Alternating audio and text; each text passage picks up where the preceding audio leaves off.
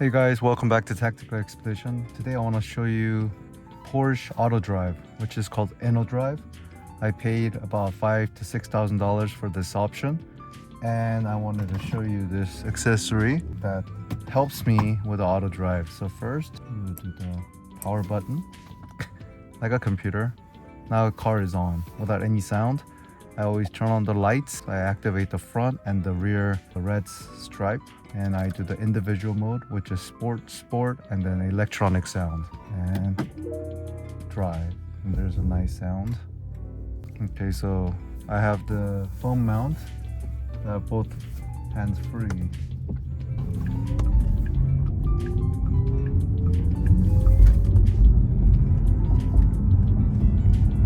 I believe regular Porsche without InnoDrive, it comes with very basic AutoDrive functions. But InnoDrive does the auto cruise control and auto steering. It reads the actual lines of the lane because there's a sensor on the front bumper that reads the road. And to engage it, there's a bottom lever here. You push it forward and it will set to the current miles per hour. So I always set it maybe 5 miles over the speed limit. So right now it's 35, but when there's a traffic in the front, it will read. So it's now doing auto braking. Right now it's not doing the auto steering because you have to have these lines turn to green. That means the sensor recognizes the lanes. Right now in the middle, it has a steering logo with the green. Sometimes it turns on. That means just regular Porsche AutoDrive recognize the lanes, but that's the basic AutoDrive. The side green line is what we need. And unlike Tesla's, it sometimes takes a while to read the lines.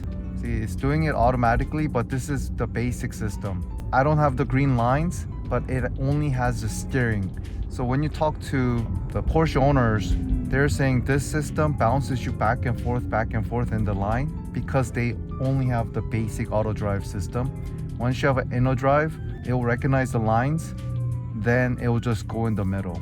It's a safety protocol, but if you don't hold on to the steering wheel and it doesn't recognize any strength or any movement, it will say, grab the steering wheel.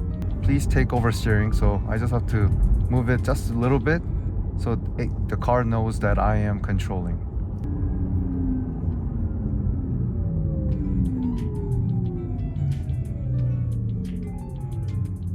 So again, this pops up very frequently. Please take over steering. But because this is not full self-driving, it doesn't know the road. So you just have to really control the vehicle. And it doesn't recognize stop signs, it doesn't recognize the red lights, unlike Tesla's full AutoDrive. Tesla's AutoDrive is awesome but very expensive. So a lot of times you just have to pay attention. Sometimes it doesn't recognize one of the lanes. So again, take over steering. Just to get rid of the message, they have a counterweight. This is built for Tesla Y. It's a heavier, I believe, tungsten metal with the magnetic ends. So what you can do for Porsche, because they don't make it for Porsche, is you attach it on one side just like that. So now it is on. Because of this weight, it's pulling the steering wheel just a bit this way. But because AutoDrive is gonna take over, it's gonna give the strength to balance and it's gonna go and it will think that I'm holding on to the wheel. I only utilize this on a long drive or on the freeway when there's a bumper-to-bumper traffic, when speed is not that great. You can still drive with this like that. Just in case you're worried that airbag might deploy and this might hit my face, before the accident you can, from the back, you can just disengage and it will be off. So it's that fast to disengage. I mean, if you're concerned about that. So now engaged again. But I didn't activate the AutoDrive yet. Anyways, every day it's joy to drive. So I feel like even though the used car prices are going down, I feel like I'm just paying for the experience every day. Every time I drive, I really love it. I'm paying for that thrill and the feeling of this car. Look, it's so futuristic. It feels like an alien spacecraft. It's amazing. I don't get sick of this car at all. Like, I wish I can drive this for a long time. And you know, all the new Porsches are copying this interior somewhat, with a little bit of more physical button than Taycan. But Taycan, because it's the first electric car, it's most futuristic with all these screens and no buttons.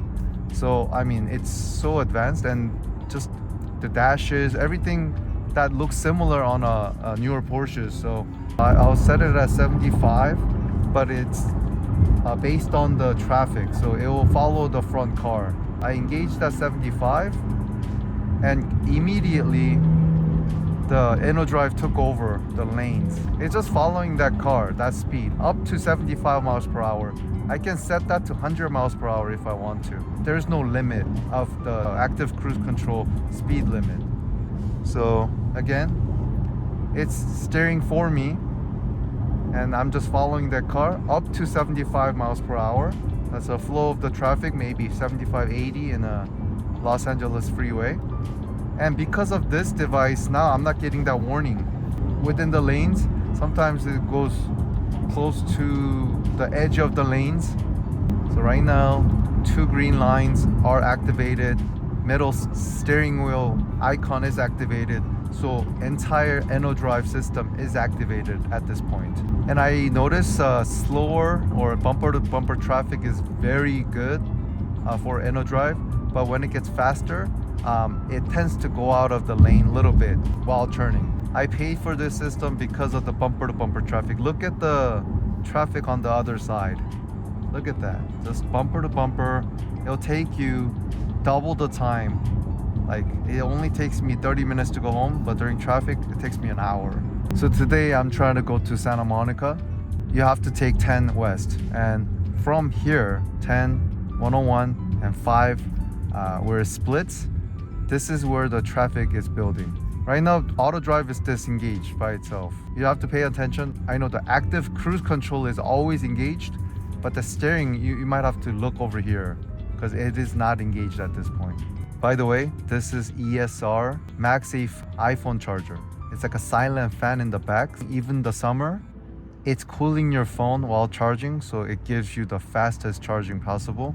And it has such a strong magnetic force that it doesn't come off. Because I set the miles per hour already, all you have to do is resume by flipping this up, and it will re-engage the previous setting. To disengage, you can put the lever down or hit the brake pedal. The next video that I'll post is the basic auto drive system from Tesla Y. So after, let me borrow my wife's car and I'll show you same setup, everything, and see how many times I have to engage the auto drive system.